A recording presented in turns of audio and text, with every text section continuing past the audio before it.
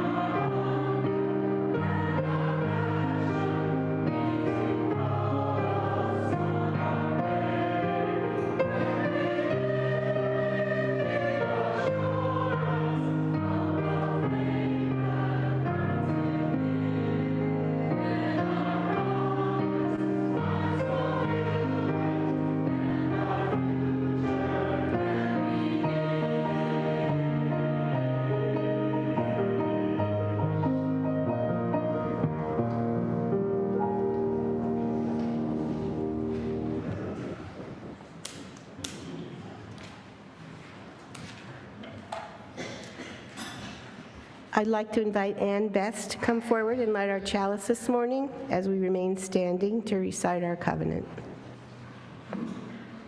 Enriched by our differences and joined together in our search for meaning, we covenant with ourselves and each other to seek truth in a spirit of love, to strive for justice, and to serve others with a joyful heart. Now please take a few moments to greet one another.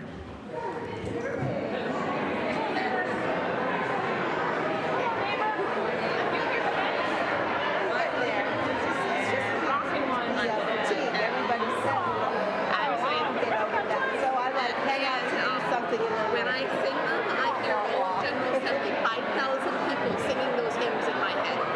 Like that's where I'm at. I'm at a hall with 5,000 people rocking to this. Yeah, thank you so much. Yeah.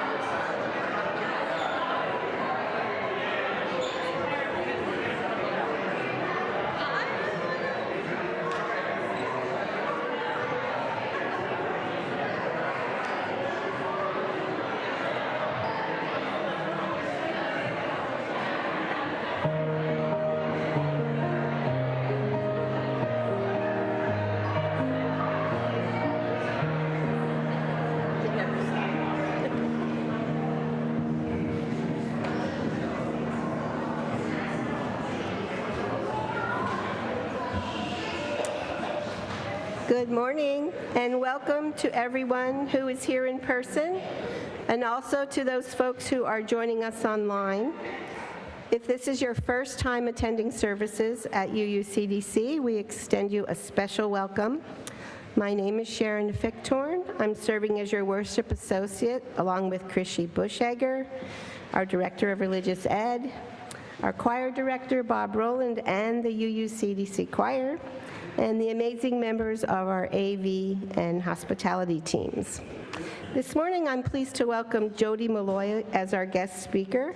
She is a longtime member of UUCDC, and Jody raised her 2 children at UUCDC, and they are now both young adults. Jody has served in many capacities, from RE teacher to Sunday morning hospitality, as an executive team member, and as our board president. Jody also serves our faith as the executive director of the Church of the Larger Fellowship, Unitarian Universalist, which is our largest UU congregation. CLF doesn't have a building and is dedicated to serving Unitarian Universalists across the globe who cannot attend a brick and mortar church.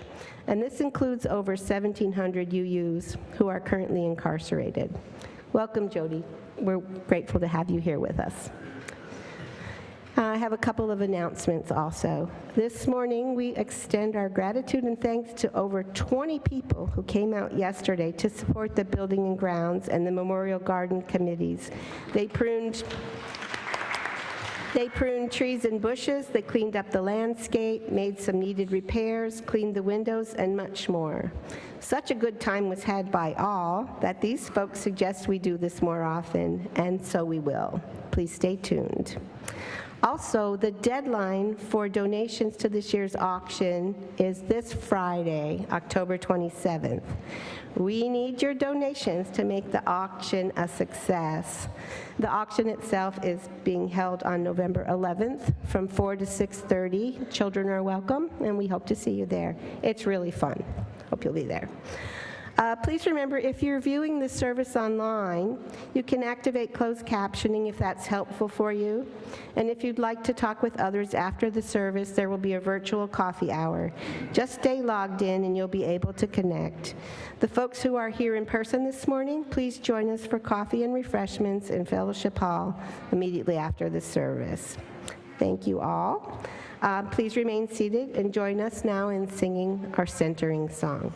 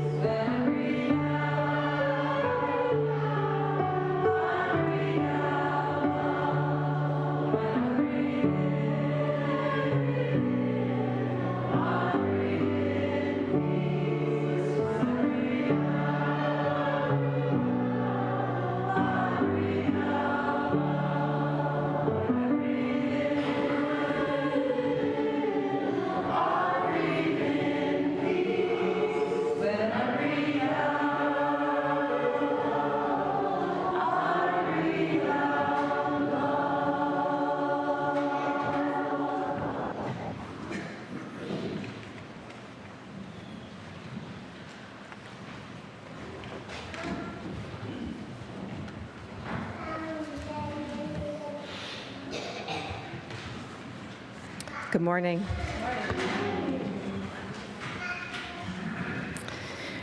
I'd like to share the following prayer by Reverend Dr. Michael Tino, a member of the lead ministry team at the Church of the Larger Fellowship, Unitarian Universalist. Michael writes, "Greetings, beloved.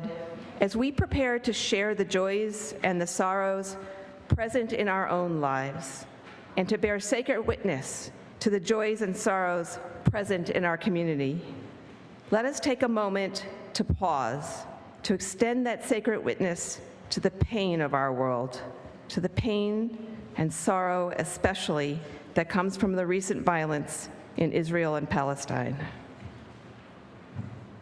We bear sacred witness to the pain and the sorrow in the lives of our Jewish siblings who are enduring grief and loss and fear, who are enduring re-traumatization of generational trauma embedded deep in their bones from the memories of grandparents and parents and great-grandparents who survived genocide. We bear sacred witness to the pain and the sorrow in the lives of our Muslim and Palestinian siblings as well.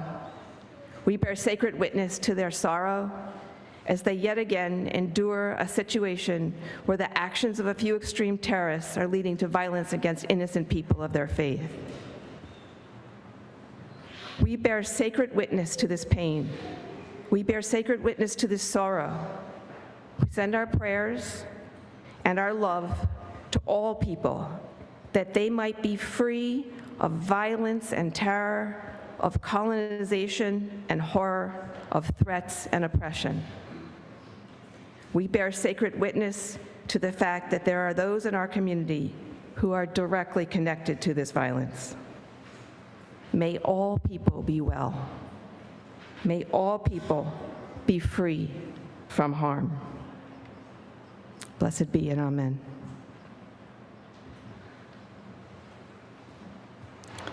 If you are carrying a joy or sorrow with you today, I invite you to come forward and release a stone into the water, the ripple symbolizing that this entire community is touched and supports you.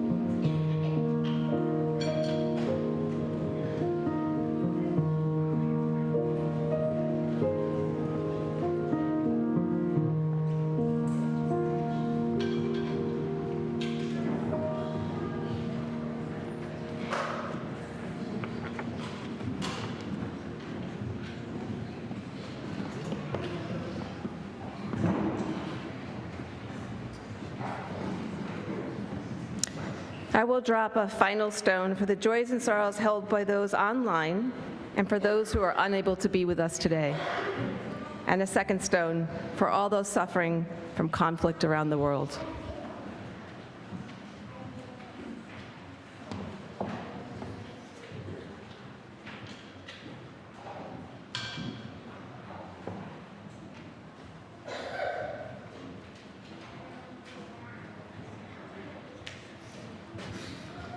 Please remain seated as we sing Spirit of Life.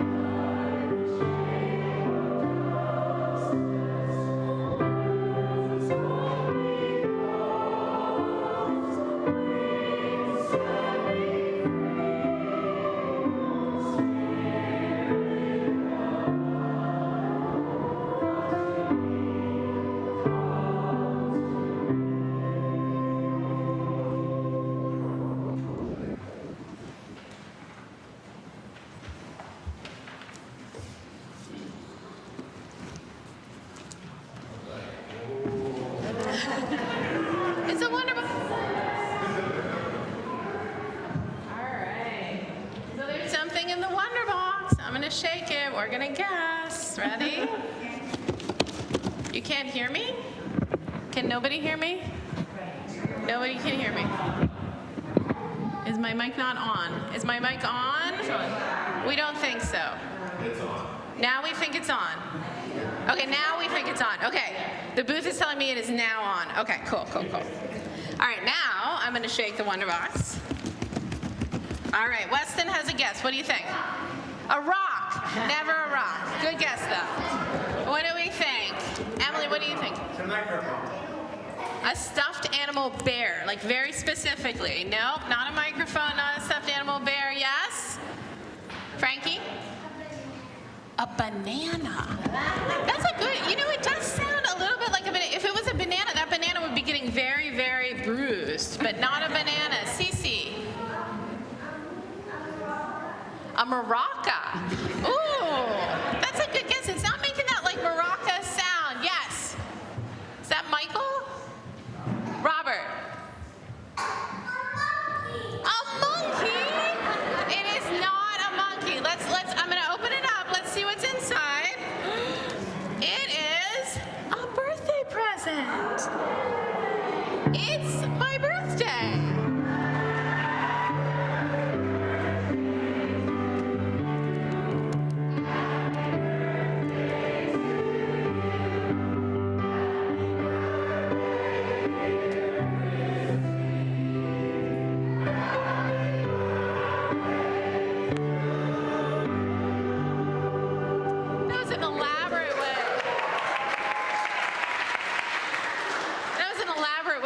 To sing to me. So, it is my birthday. Today I am 48 years old. And in those 48 years, I have done a lot of growing and changing. When I turned 8 years old, I got my first fancy bicycle. And by fancy bicycle, I mean it was a bicycle that had gears that shifted. And that was very important for me because we lived in like the valley between two high hills. And so I remember that I could ride my bike way to the top of the hill, and then I could coast all the way down one hill and then get to as far as I could up the other hill before having to pump until I got to the top of the other hill. We lived in a cul-de-sac, so there was very little traffic, so that was an easy thing to do. The other thing I remember about my 8th birthday was that I had all my friends over, and we made caramel apples. And I remember being so excited to have an October birthday because I could have caramel apples as a birthday treat. And I remember being really, just feeling so lucky to have a fall birthday because I could have caramel apples. When I turned 18, next slide. When I turned 18, I had just, days before my 18th birthday, been accepted to Eastern College. And so my father had called the college bookstore. This was before, the internet existed, but it was before online shopping. And so he called the college bookstore and asked them to send, to FedEx overnight, a sweatshirt so that I could open a sweatshirt on my birthday as a special surprise, which was really thoughtful. I chose Eastern College, which now is Eastern University, because I wanted a Christian college, which aligned with my very conservative values at that time. My goal entering college at 18, my vision for my life was to go to college, meet my husband, get married, and have 6 to 8 children. That was my plan. Some of you know me and know that that's not how things turned out. At 28, I was married to my wife, Jen, for 3 months at that point.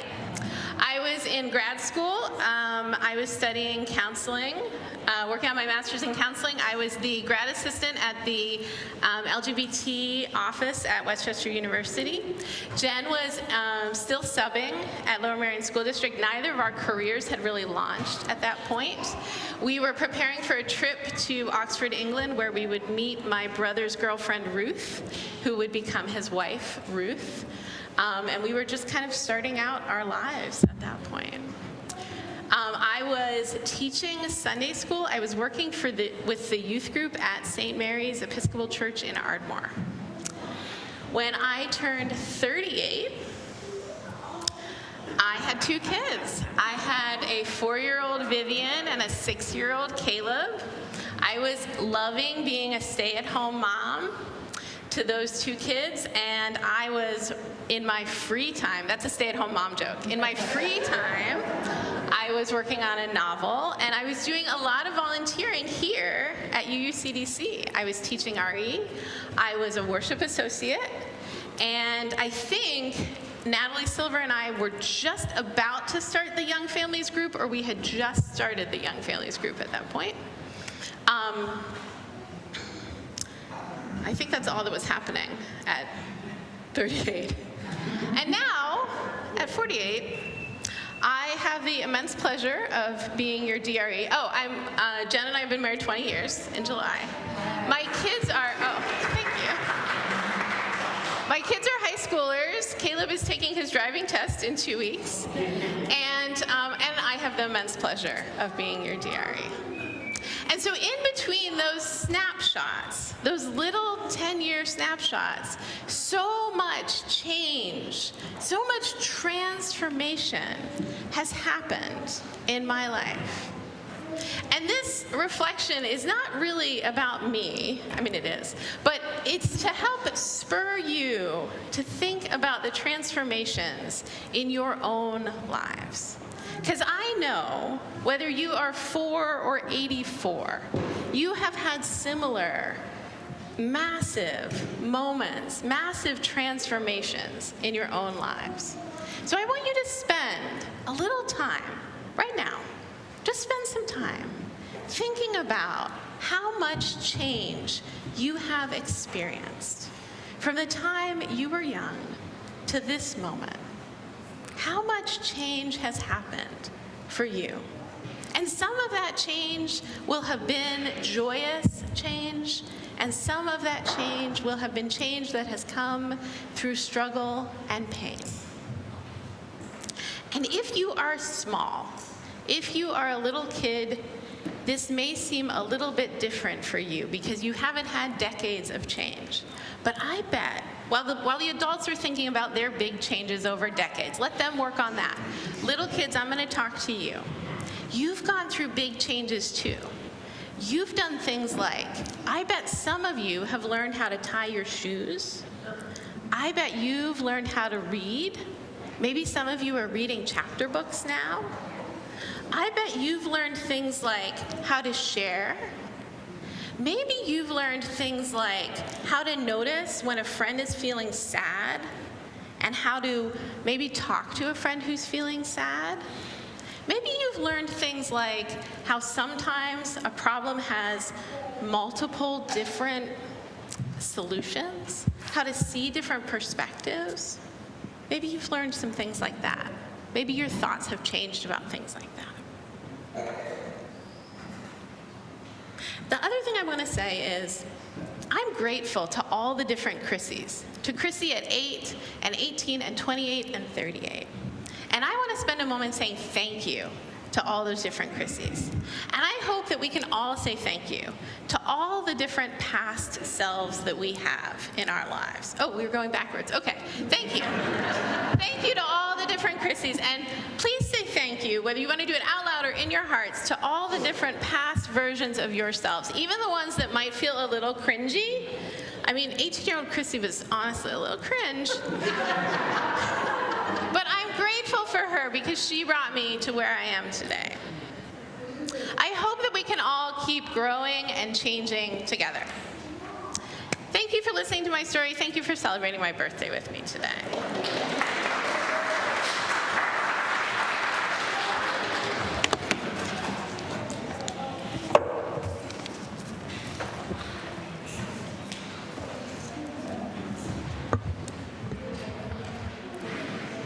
At this time in our service, we ask for your financial support. Your support, the free and generous support of each member and friend of this community, is what fuels this community and its mission. Without your support, the flame of justice, community, and love cannot burn brightly and be a beacon in the world. You can text your donation to the number provided on the screen, and we have boxes in the back of the sanctuary where you can leave a check or cash if you prefer. Thanks.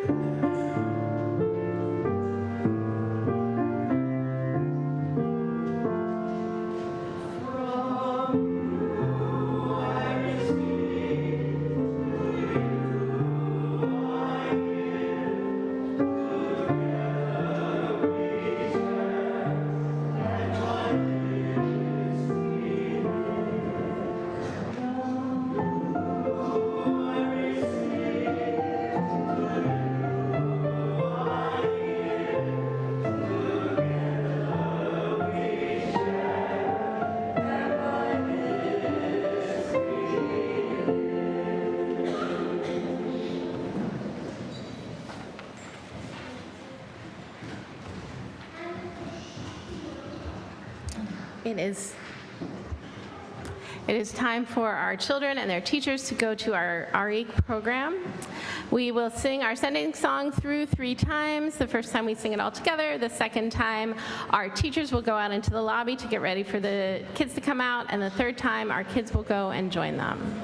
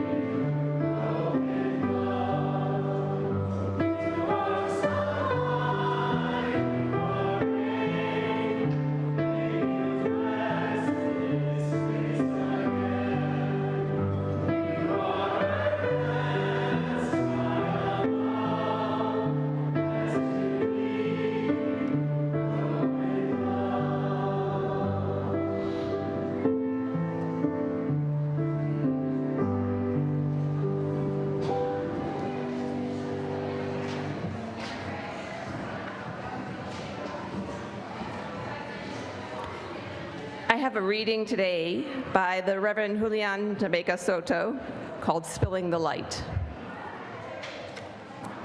Some people are used to keeping the rules. Don't cross the street when the light is red. Only sensible.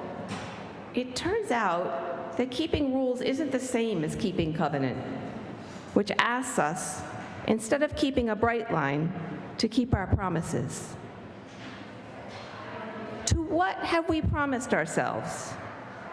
To this moment in time and place, to this community, and even tenderly interconnected this planet. We promise ourselves to the idea that we are each and all human beings. We promise that there is something moving between us that we cannot tame and cannot measure. The chalice is a reminder that what flame we keep inside us cannot light the way. The light must spill to shine. The thing you must be is yourself, unadulterated, shedding the willingness to journey alone, as though you are made of something hard and unforgivable. You are human. You belong right here, right now. And together, we will chase away the sickness, the secrets, and leave only the open possibility that the future is a space for growth.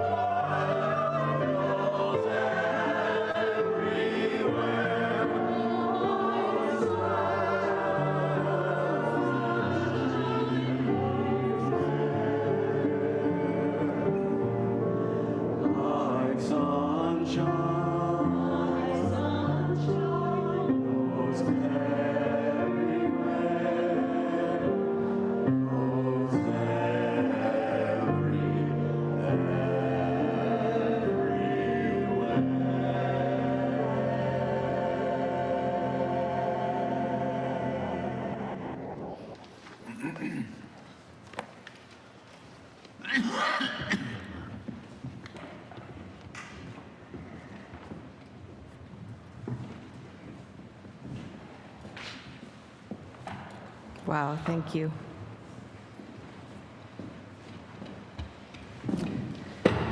I'm moving soon. Some of you know this, some of you don't. after being a member at UUCDC for 27 years, sometime next summer, my husband Chuck and I are moving to Asheville, North Carolina, and I will leave behind my beloved UUCDC. We're moving because our kids are grown and living their own lives in New York City, and our jobs are both fully remote. We realized that we could live anywhere. We allowed ourselves to dream. Mountains. We want mountains and hiking. A city with restaurants and culture and art. A city in the mountains.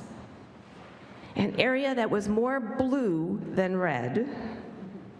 And finally, but maybe most importantly, a thriving UU community where I could find my people. All of this we found in Asheville.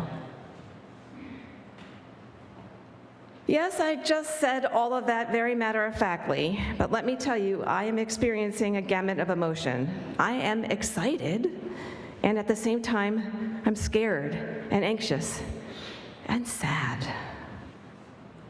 As I contemplate this move, I find myself reflecting on the impact UUCDC has had on my life. There is no doubt in my mind I have changed dramatically over the past 27 years, and I like who I have become. Am I perfect? Of course not. Is there more I want to do?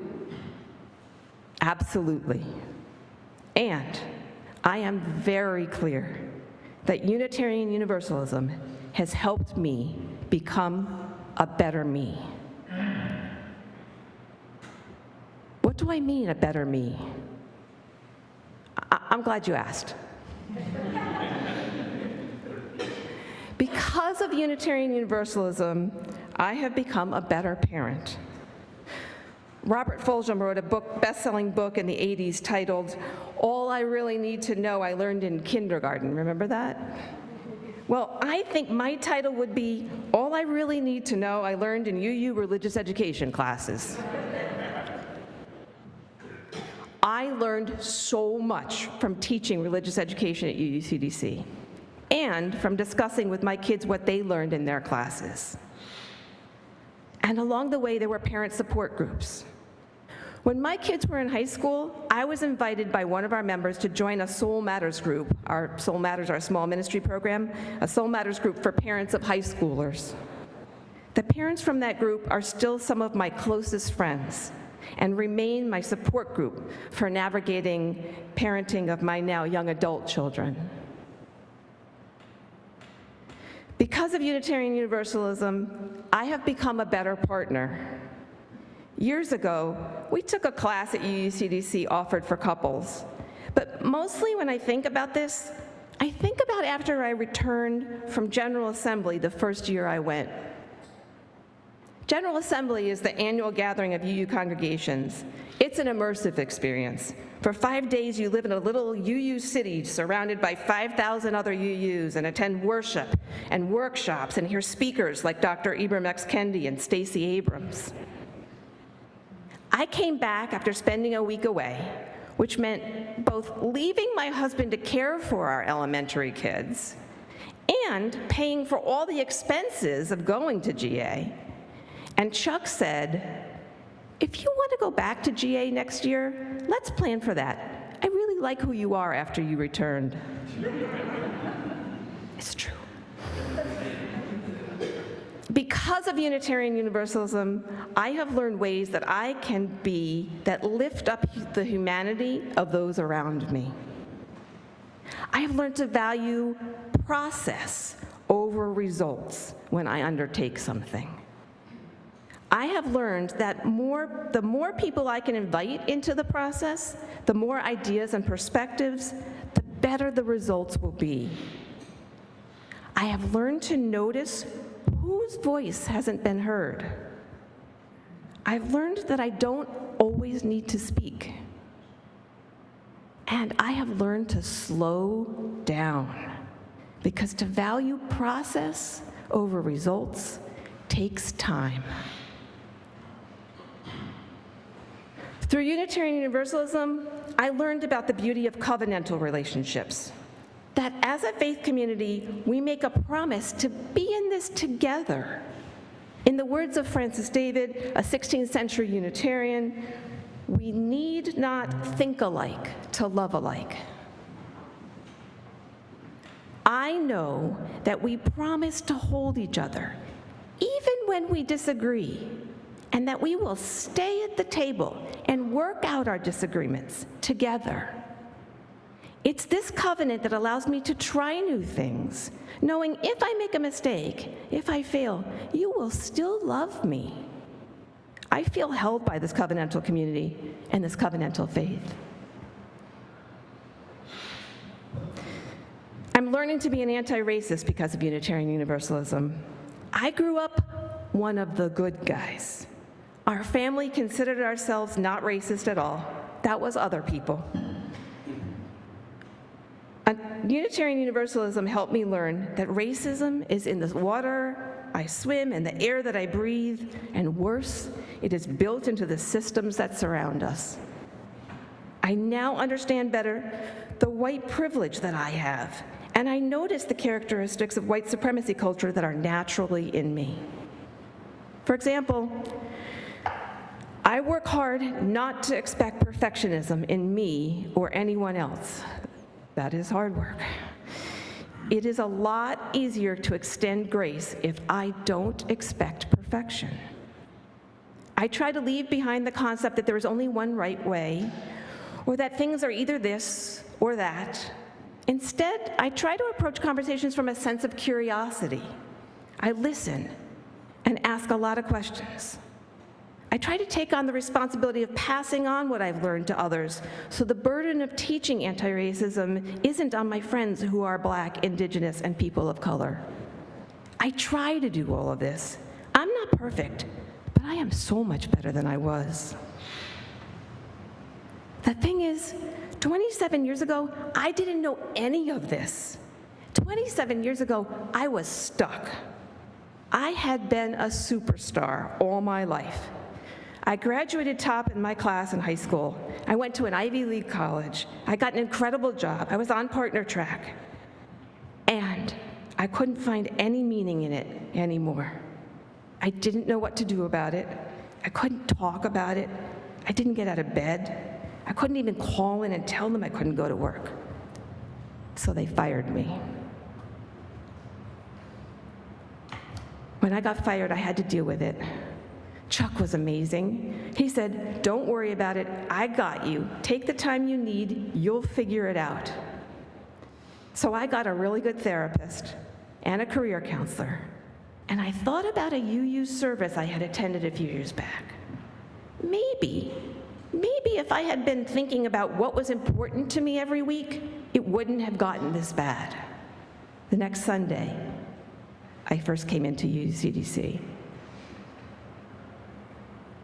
Our fourth UU principle has always resonated with me: to covenant and promote a free and responsible search for truth and meaning. In that principle, I heard that I was responsible for searching.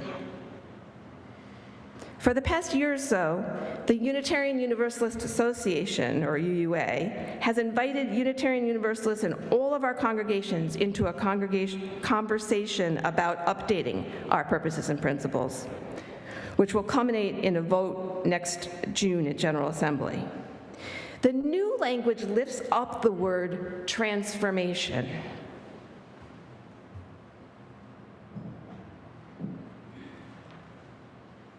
It states, transformation.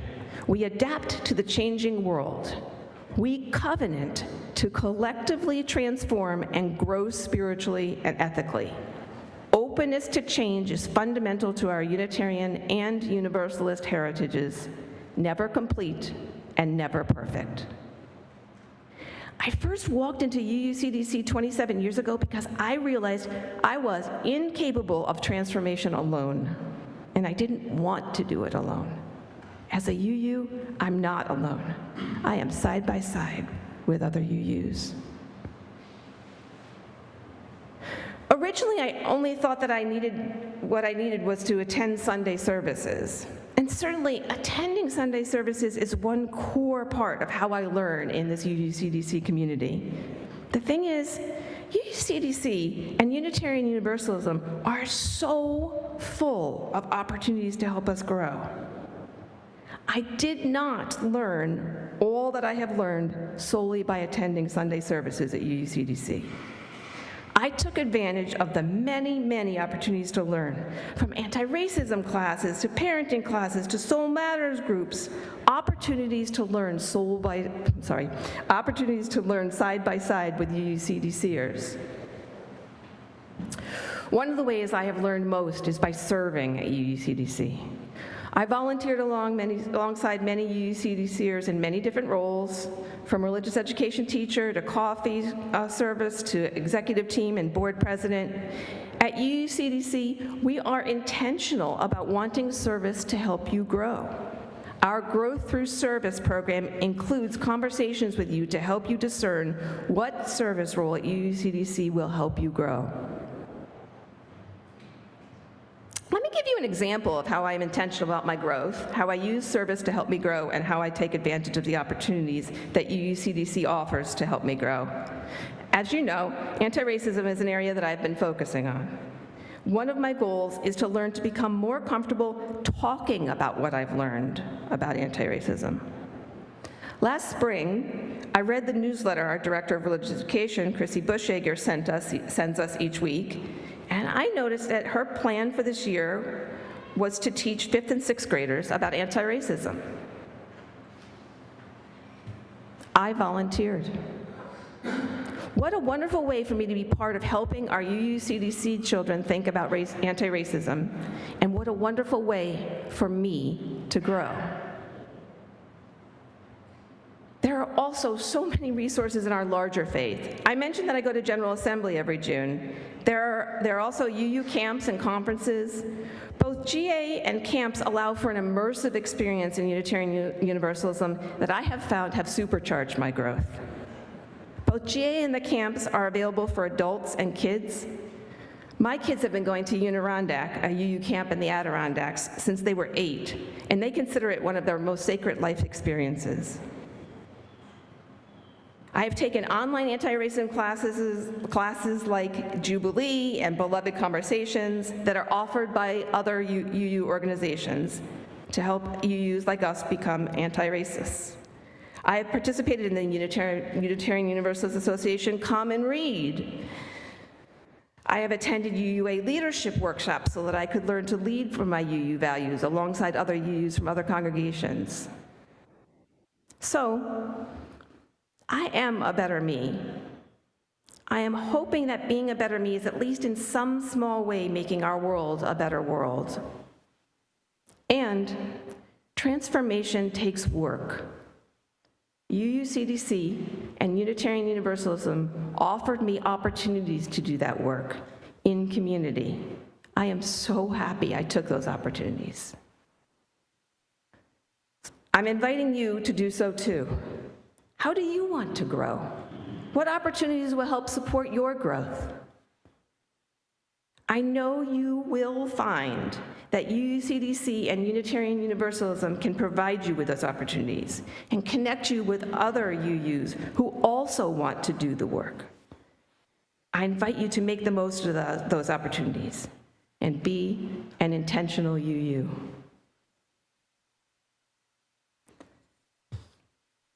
And finally, I just want to say, thanks, UUCDCers, for doing this work with me. I'm hoping my new congregation will be just as supportive.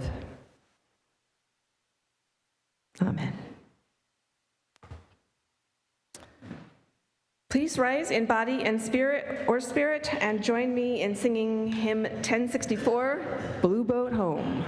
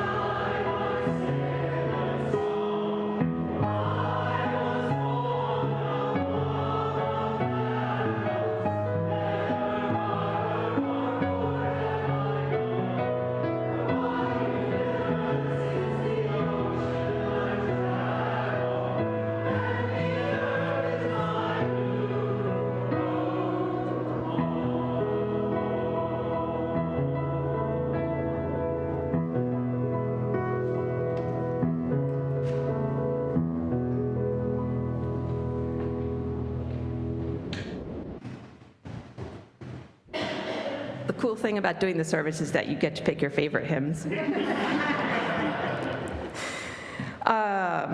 Please join me in our benediction. For those who come here seeking God, may God go with you. For those who come embracing life, may life return your affections. And for those who come to seek a path, may a way be found. They're And the extinguishing courage the to candles take it, at the end of the step by service. step. I'll get to hear Blessed be. one more song.